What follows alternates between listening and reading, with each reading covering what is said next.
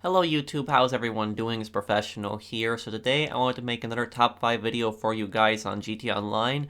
And this week's top 5 is top 5 things that make no sense. Now, I made a video a few years ago talking about, Rockstar logic that made no sense. I focused a lot on single player, but here we're going to be focusing on online, and we're going to be focusing specifically on just major gameplay things. So a lot of these things that make no sense, they actually affect the gameplay. And a lot of them, it's not just, pointing these out, saying that these make no sense, but they make things more difficult than they actually should be. So I hope that you guys enjoy this video. Top 5 things that make no sense. And if there's any other things that make no sense, let me know down below. I hope that you guys enjoy the video. Let's get started. Starting off at number 5, we have the Diamond Shopping Alarm Disable. Now, let's take a listen to what Paige tells us. Let's listen to what Paige tells us to do right here. Now fly into the store.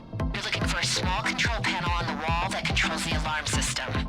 The blueprints I've downloaded show the panel in the office on your left as you go inside. Deactivate it, and you'll have a short window to get the case without worrying about any outside interference.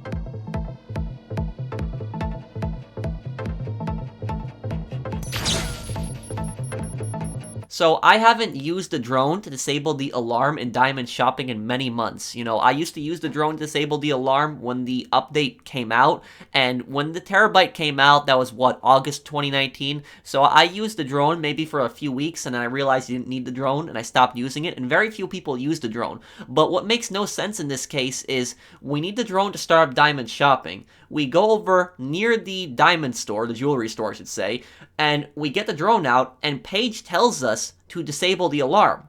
We're not fully disabling it, so you fly the drone in there, you disable the alarm with this box, and yet when you go inside, you still get attacked. So you still get attacked, not complaining there. We get through the enemies, but what's stupid in this case is the fact that the second we pick up that briefcase, we get an alarm again. That just makes no sense. If you run in there without using the drone, like in this case, look at how much quicker this is. I run in, I just kill these enemies, I just get the briefcase right there with the diamonds, and I get right out. This is much faster and much more effective than using the drone, and the alarm, it still goes off. So the alarm goes off in both cases. You disable the alarm, but the second you pick up the briefcase after disabling the alarm, it goes off again, and you get cops. And to be fair, you get a 2-star wanted level versus a 3-star wanted level, but it doesn't really make that much of a difference because you can just call Lester right after you leave the store. So you can call Lester immediately after leaving the store, so why would you use the drone? That just makes no sense. Paige tells you the alarm is going to be disabled. If they want to have the drone and we have the option to disable the alarm should be off permanently. So we should be able to completely take care of the alarm. So if we use the drone, the alarm should be gone. That would encourage more people to use the drone because then you don't have to worry about getting a wanted level and you don't got to go through Lester. You can take care of the wanted level early. But right now, as it stands, it just makes no sense. Why would anybody use the drone when just running in there, shooting the people, shooting the store up, taking the briefcase and leaving is just much more effective? Next at number 4, we have the 15-minute bunker sales. Now, this has always bothered me about the bunker, and here I was helping one of my friends sell her full bunker. Now, I've talked about really bad sell missions in the past, but I'm not really going to be focusing on the sell missions here. Instead, I want to talk about the timer. I want to talk about the fact that bunker missions give you 15 minutes to do a sale. 15 minutes. The only other mission that gives you 30 minutes for a bunker is the Merryweather Insurgent mission. I know I'm going to have some people in the comments telling me that, but that mission Rockstar probably gave us 30 minutes because of the fact that you got to fight Merryweather at each drop, so it's a pretty long mission. But this is also a pretty long mission. The Dune FAV mission, you got 4 Dune FAVs on a full sale, you got to make 5 drops of each one, and not everybody has 4 people constantly helping them. So even if you do this with 3 people, sometimes you can make it, sometimes you can barely make it. I've barely made it when I've done these Dune FAV missions with 3 people, so it can be very challenging. And it's always personally pissed me off, the fact that there's 15 minutes for these bunker sales. Why is the bunker limited to 15 minutes per sale, but yet most of the other businesses in the game are at least 30 minutes? Why is that? Even the MC businesses, when they still had the bag missions, those bag missions, that can be done in less than 5 minutes, but yet they give you 30 minutes for those missions, and yet here, for a really long mission like this, you only get 15 minutes, and whatever product you don't deliver in that 15 minutes is automatically destroyed. The same in all the other businesses, but here you only got 15 minutes. Why is this limited to 15 minutes only? That is just so annoying. The bunker's sales should be 30 minutes, just like the other ones. The fact that you got 15 minutes and you do a mission like this means you're constantly racing across the map, constantly getting stressed out, trying to get there as fast as possible, and sometimes you don't even make it in time with 3 people. With 4 people, it's doable, but with 3 people, this can be a nightmare to do. So Rockstar, really increase the timer on the bunker cell mission. It just makes no sense why it's capped at 15 minutes, and all the other businesses in the game, most of them are 30 minutes per sale. This makes no sense. At number 3, we have Terabyte Hangar Cargo Sourcing. Now, the Terabyte is one of the best vehicles that's ever been added to GTA Online because you can source cargo from it. You can also steal supplies if you want, though I recommend buying them, but there is that option. Now, with the Terabyte with Hangar Cargo Sourcing, what makes no sense about it is that on some hangar cargo sourcing missions, not all of them, but in some, like in this one, in this case, you will spawn the crate from the Terabyte, and yet it'll still tell you to go back to Fort Zancudo to pick up a random vehicle. Now, this can be a Rogue,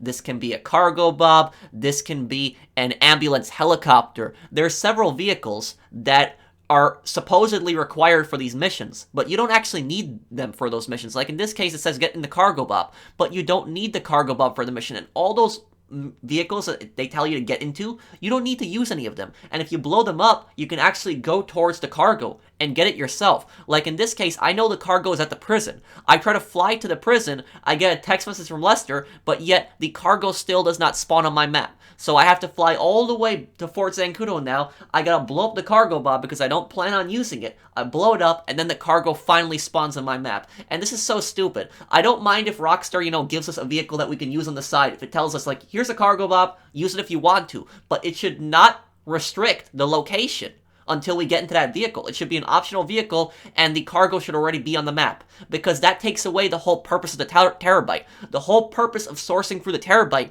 is so that you don't have to go to the hangar. That's the whole purpose of sourcing through the Terabyte. So you don't have to go to the hangar, you don't have to go to the CEO office if you're sourcing crates, and you don't have to go to the CEO office if you're sourcing import-export vehicles. But here, I'm trying to source hangar cargo. And when I source hangar cargo, the game still tells me to go to Fort Zancudo. So then what's the point of even using the Terabyte? What's the point? I should just be sourcing the crates from the hangar instead. And some missions you can source right from the Terabyte. It'll tell you to go to the location, but other ones you'll have like this. This makes no sense. It defeats the whole purpose of the Terabyte, telling us to go back to Fort Zancudo. Moving on to number 2, we have paying massive amounts for the power drills prep. Now, I've talked about paying for the preps in the past, that it is pointless, but specifically here I wanted to point out for the power drills and how it makes no sense. Now, if you were to purchase just the power drills, it will cost $70,000. If you purchase it as your second prep, it will be $150,000, and if you purchased it as your third prep, it would be $200,000. Now, $70,000 for power drills.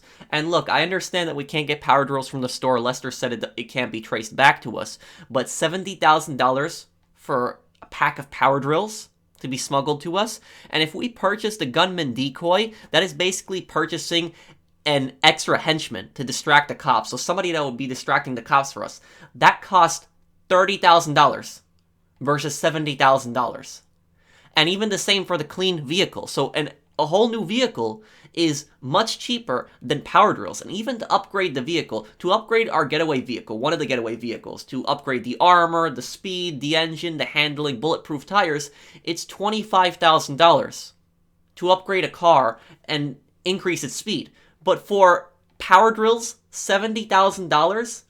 And when you're escaping on the heist, depending on the approach that you're doing, even if you manage to get out stealthily, that would probably be the only way that you would make a profit here if you chose to purchase the power drills.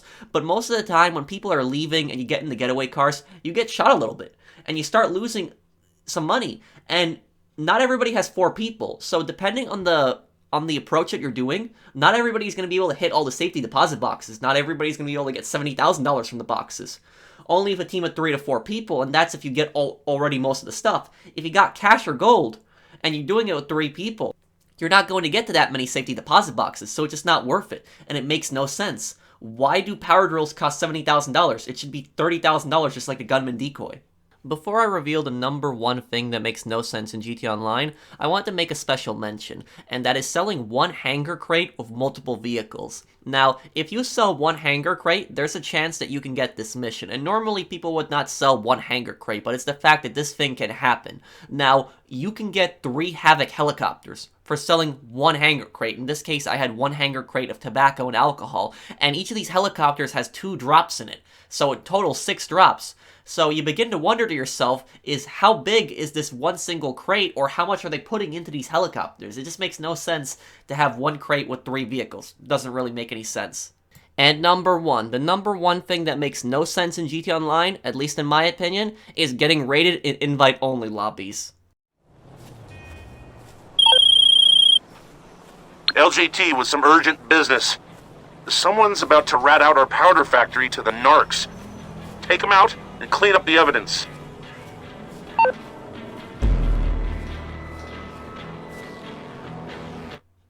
That's right, you can get raided in invite-only lobbies. And right here, I went AFK for about an hour. I had my businesses producing, and eventually I got raided. And I knew this was going to happen. I wanted to show you guys footage that you can clearly see I am in an invite-only session, and yet I'm getting raided. And I've seen so many comments on my YouTube channel of people that were upset at Rockstar over the fact that we can get raided in invite-only lobbies. A lot of comments that I've read for you guys have said that we can't use any other part of the business, but yet we can get raided, and I agree 100%.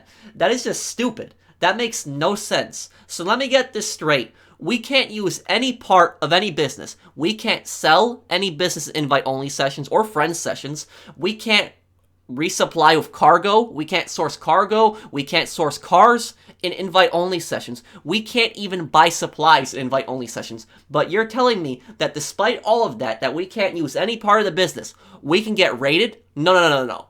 It should not be like this at all. Not like this at all. If we can't use any part of the business, we can't sell it, we can't source cargo, we can't buy supplies. If we can't do any of that stuff, then we should not be getting raided either. If we cannot use the businesses do not work in invite-only sessions, then they should not be getting raided either. That makes no sense, and it's just annoying. The one place where you feel safe, where you feel that your cargo is not going to get destroyed, is an invite-only session. But yet, if you're in a CEO or an MC, you could have a business getting raided depending on what it is. For CEO, you could have the nightclub get raided. You could have your CEO crate warehouse get raided. You could have the bunker get raided. For the MCs, you could have your MC businesses get raided. The one place where we're supposed to feel safe that our businesses cannot be destroyed is in invite-only sessions, and yet we can get raided in them. I know I'm kind of going on a rant here, but this kind of really pisses me off. We should not be getting raided in invite-only sessions. Like I said before, if we can't use the businesses in invite-only sessions, then we shouldn't be getting raided either. Otherwise, Rockstar, let us sell it invite-only sessions. If not, then take out the raids. We should not be getting raided invite-only sessions. That is just stupid. So I hope that you guys enjoyed this video. Let me know if there are any other things that just make no sense in this game. If you guys enjoyed the video, drop a like. If you're new to my channel, enjoy my content, subscribe. And I'll see you guys on the next one. Take care, everyone.